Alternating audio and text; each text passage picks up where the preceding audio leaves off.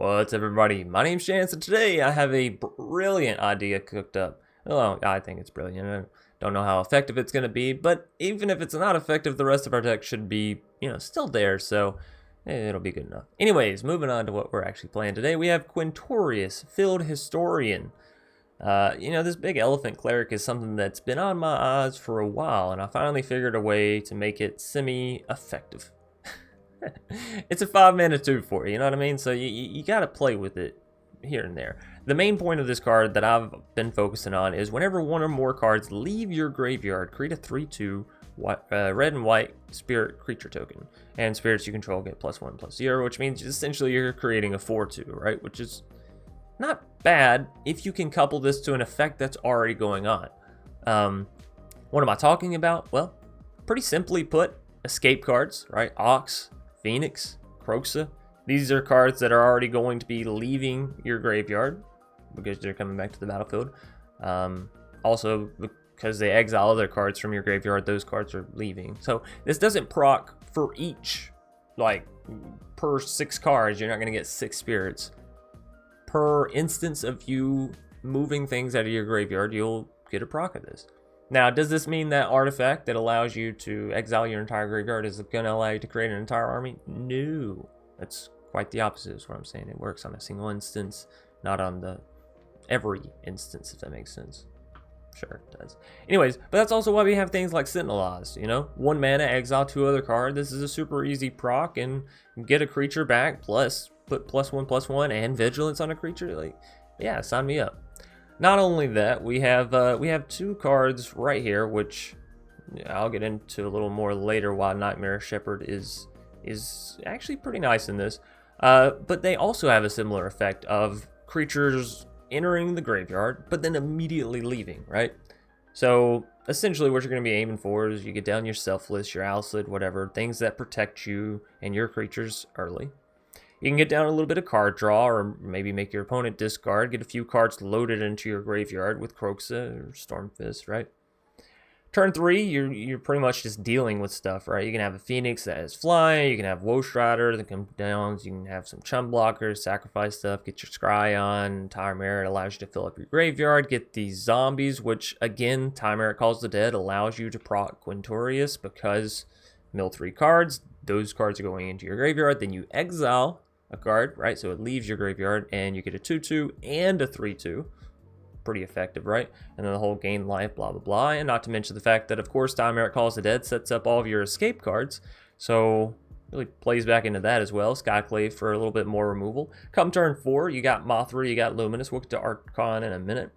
You play down these, which reads whenever a creature you control without flying dies, return to the battlefield and you under its owner's control with a flying counter on it. Now, of course, your Phoenix and your Archon are already going to have flying, but we don't have too many of those, and of course, Nightmare. But again, if you have a Mothra, you don't generally need the Nightmare. So what this does is whenever a creature dies and it doesn't have flying on it, it's going to immediately return to your battlefield from the graveyard. So it's going to immediately proc Quintorius Field Historian, which means turn 4, you get this down. Turn 5, you get this down.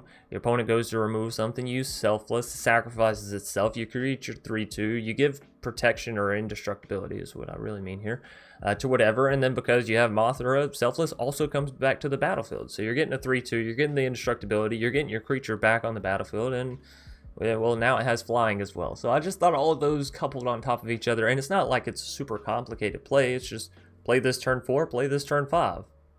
As long as the opponent doesn't have board wipe and, well, hell, even targeted removal, you can still deal with thanks to Selfless and Owlslid, right? Anyways, Nightmare Shepherd, similar effect, right? Whenever another non-token creature you control dies, you may exile it. So again, whenever a creature dies, it's immediately going to enter your graveyard, then you exile it, so you can immediately proc the Field Historian. And again, you get a 1/1 copy of it back. Works perfect for things like Selfless and Owlslid. You may not want to do it on your escape cards, but I got it in there for a reason. And then last but not last, but coming up on last, Archon of Sun's Grace. The reason that we have this creature in here is because I realized we actually have a decent amount of like enchantment things that are going to be going on here. So we have the Owlslid, which of course is an enchantment creature. Comes down, we'll proc the Archon. I also just like Archon, so any chance I find to play it, I'm like, yeah, sure, You have things like Sentinel's Eyes, you have the Time Merit, you have Nightmare Shepherd itself, which is an enchantment. So that's pretty much it. I just wanted to play Archon. You can actually take it out if you want to. Probably would recommend it, really, but you know, it's just one of those things that I wanted to play. So anyways, sorry, horrible voice crack. Anyways, outside of that, we just have Ox up in the top end, which of course helps with Quintorius. You're getting 4-2, 5-3, whatever back. And we have Embercleave, which again helps to round out your deck. So if you take this out, well, yeah, you can even leave Madra in.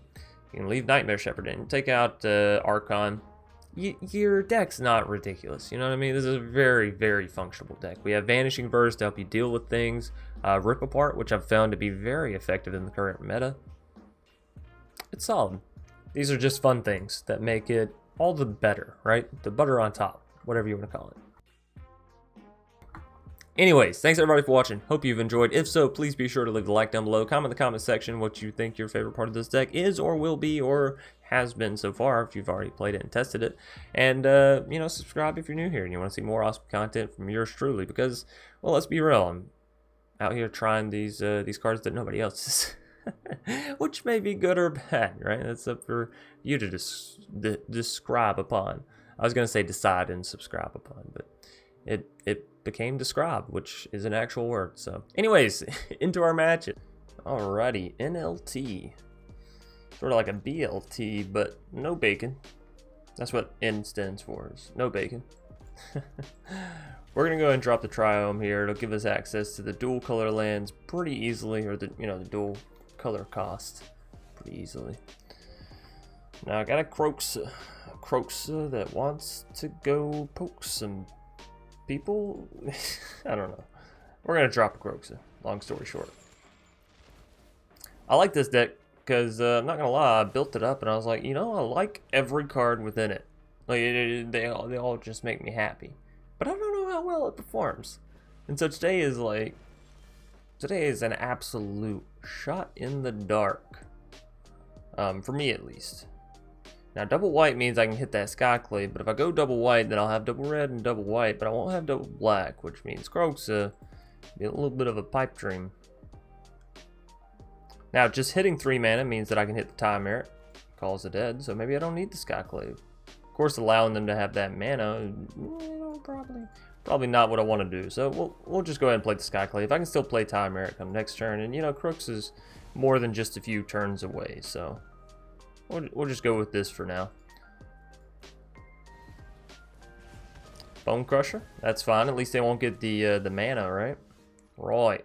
And hey, we drew into another Skyclave, so I'm really happy with my decision here.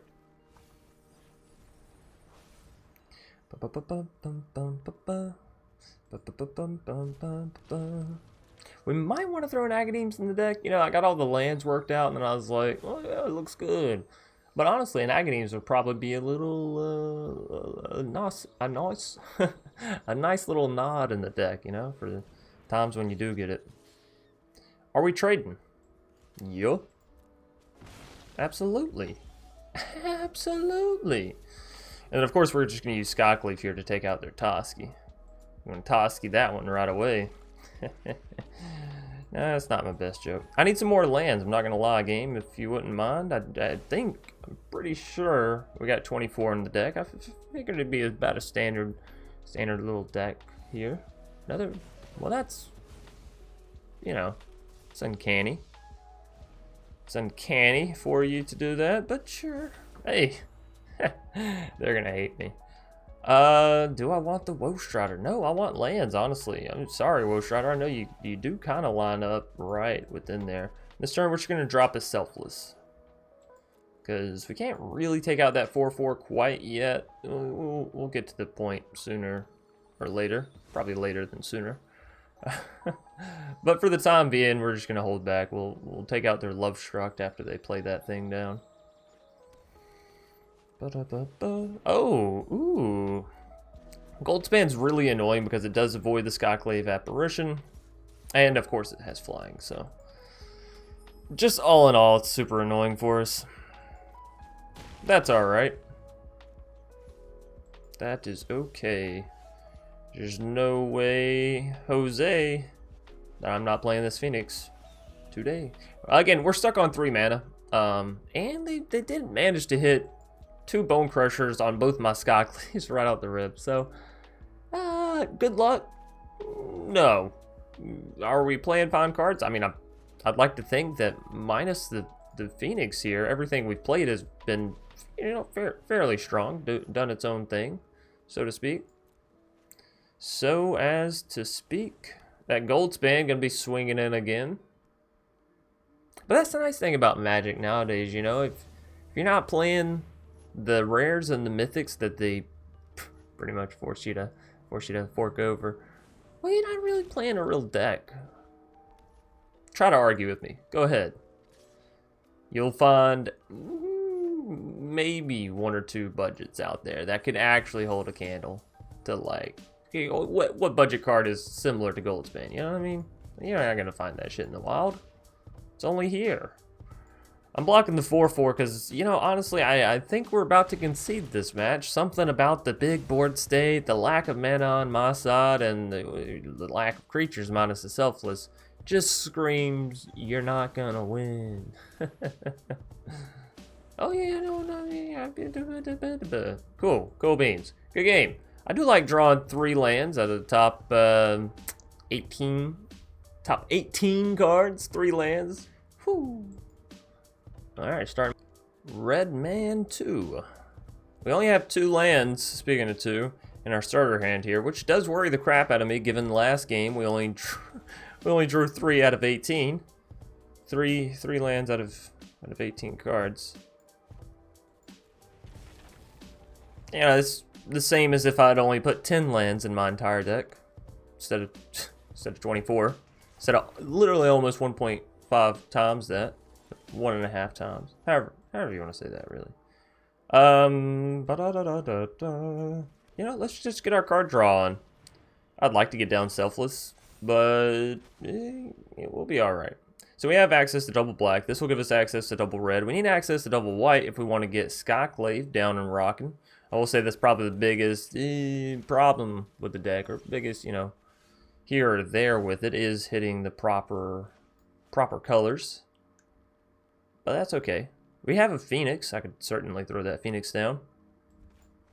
That's coming down for sure. Fabled's going to grab us some white mana on the next turn so we can have access to our Skyclaves. This turn, though,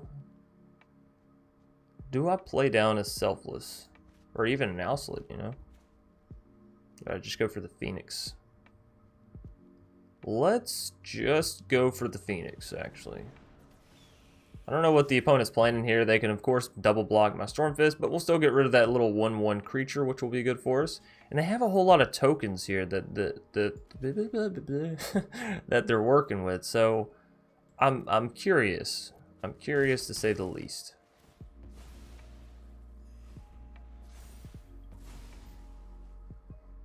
Wouldn't mind seeing some of my larger stuff, you know, come time.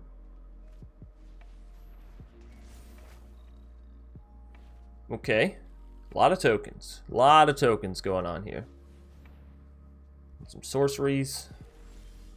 Not really sure what all this hoopla is about. Alright, let's get down to Fabled. As I had mentioned before, we're going to go and grab some white mana, even if I don't play the Skyclave, which, you know, I don't know. I don't know, honestly. This is a little bit of a difficult one, because if we play Skyclave, I can go and take their birth, which means we stop them from creating that other 0/4 wall, which means Stormfist can continue to swing in. So it does more for us than just what it seems on the surface, you know what I mean? But does it do enough? Is it worth the whole turn? Because if I play this, I can't play anything else, you know what I mean?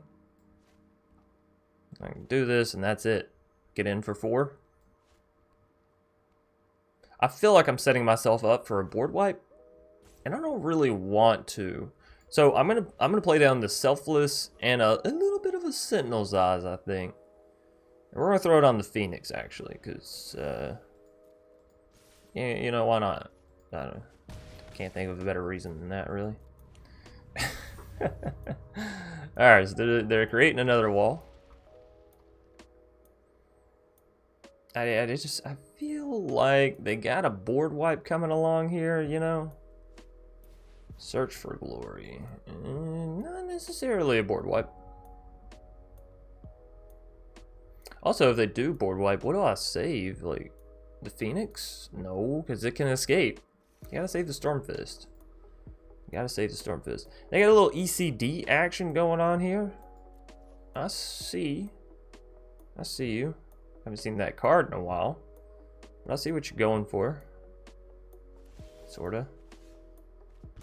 I mean, it feels like an Orzhov enchantment deck, honestly, but like, what's your win con? Where's the power? You know? Where's the oomph? Now, we have an Embercleave, but they have an ECD. So if I play this Embercleave, it's gonna get ECD'd, and no, you know? I guess I could get down an Owslid, which could give me protection. But you can't give it to this, so again, no. Alright, so what I'm thinking is we have to go for the Owslid, which will give us protection from the ECD on everything that we have on board right now. And then later we can play Embercleave, right? Because we don't need Embercleave right now, you know? You don't rush away a good time. I mean, I guess we go for the extra white mana. Even though red allows us to play into the Phoenix, I feel like we'll be alright with what we're doing here. Alright, and then I could still play... No, I can't, because that takes... Alright, well... Swinging with you. I think we just swing all in, actually, because if they want to block with the walls, they have to double block with Stormfist, so this is still an extra point of damage, and y'all know my philosophy on that. You know it, you know it. Alrighty, double blocking on the Stormfist, and then we'll get in for the 4. Bam, bam, bam. Alright, and you know, we at least have protection from their ECD. They may just go for the board wipe this turn. If so, again, we have Selfless, so we're sort of protected here and there and all. Professor Onyx. So they could make us sacrifice our Phoenix. That wouldn't be a great play for them. Don't do that. Trust me, you don't want to. Well, sure. Sure. 6 mana, destroy Phoenix. Probably not where you want to be in life. Probably not. But hey, when we just draw copies of everything that's so useful to us right now, I guess it doesn't really matter. You know, you got a little bit of playroom there. If your opponent just keeps drawing the same stuff over and over. Yes, we could have played 2 Skyclaves this turn. And is that something that I want to do? No, not really, honestly. It's my choice. Now, if I play this back, I have to exile the Phoenix and all that. And I'm not gonna lie, this was, you know, we're supposed to have a big elephant on the board before we're doing this kind of stuff. Let them know that I'm thinking. So if I do this, then that puts you to a 3/3. Then we Embercleave, that puts them to a 4/3, which means we can take out both the walls in swinging at Onyx, and take out Onyx just with these. And it only costs us 3/4, so we should still have 2 mana left over, which is enough for the rest. I like it. I like it. We also don't have any timeout, so we got to do this immediately. Run, jump, fight, attack.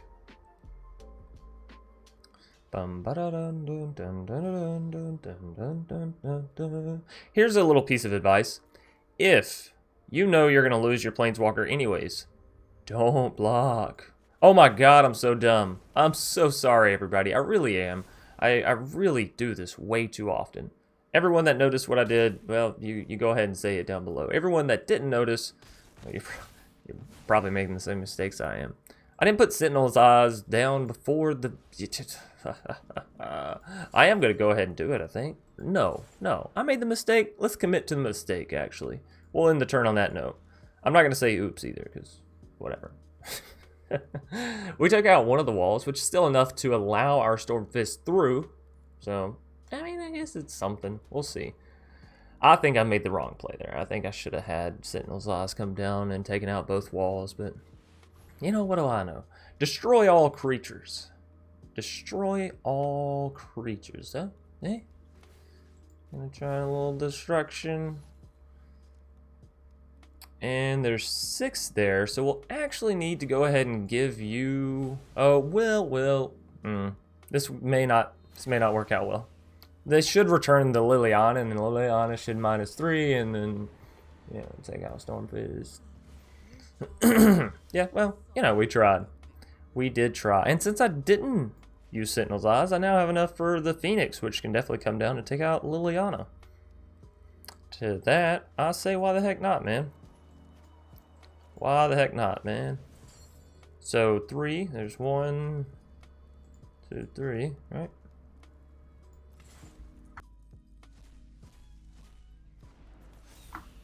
Fantastic. Alright. Phoenix, do your job, buddy. Bam. Yeah, see, I meant to... Oh, ooh. I like the idea of that, actually. We could also pop Embercleave up on Phoenix if we wanted to this turn, but I have a feeling like they're going to drop the ECD on my Phoenix this turn, which is fine, you know. It's alright. Phoenix has sort of served its purpose here. They drop ECD. They do have access back to the Liliana. Okay. Am I surprised? No. Do I wish I had different cards coming into my hand? Yeah, sorta.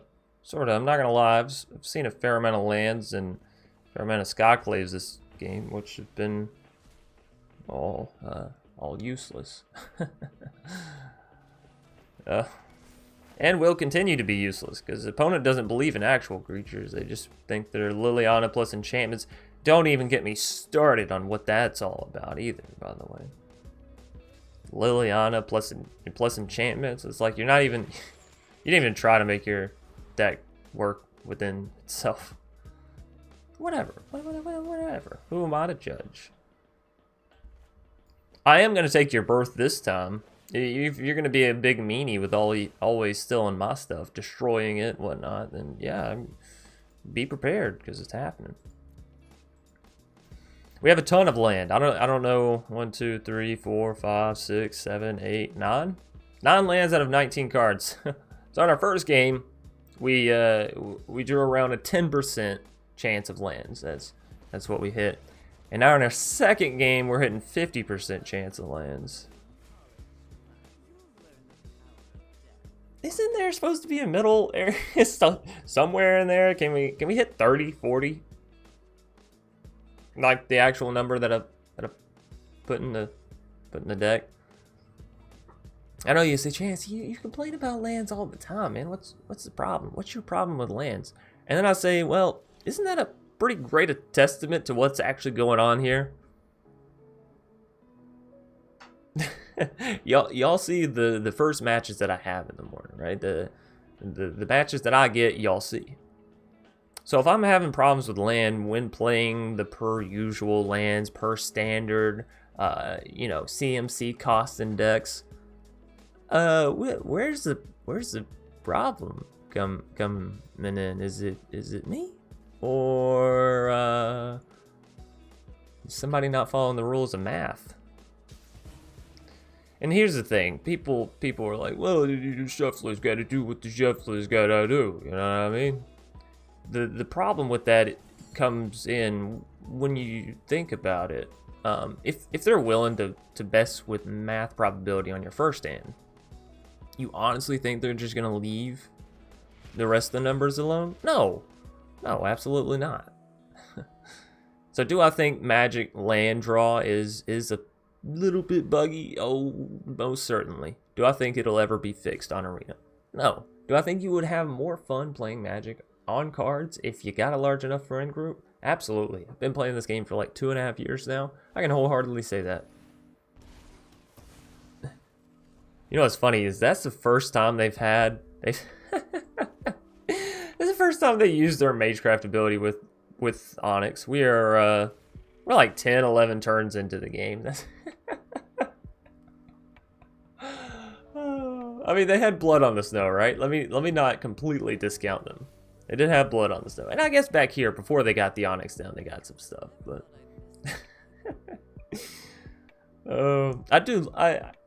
I enjoy the concept of decks like this. I'm not going to do anything except for get down my Planeswalker and make your day hell. How I always run into these lovely chaps I don't know. I don't know. It must be my good looks. Arena must be jealous of how fucking gorgeous I am. I gotta concede. What am I doing at this point? So out of 21 cards, we drew 1, 2, 3, 4, 5, 6, 7, 8, 9, 10. Wow, we just really stuck with that 50% the whole way down, huh? all right. Let's give him a GG. Good game. I might come back and play Magic again tomorrow, huh?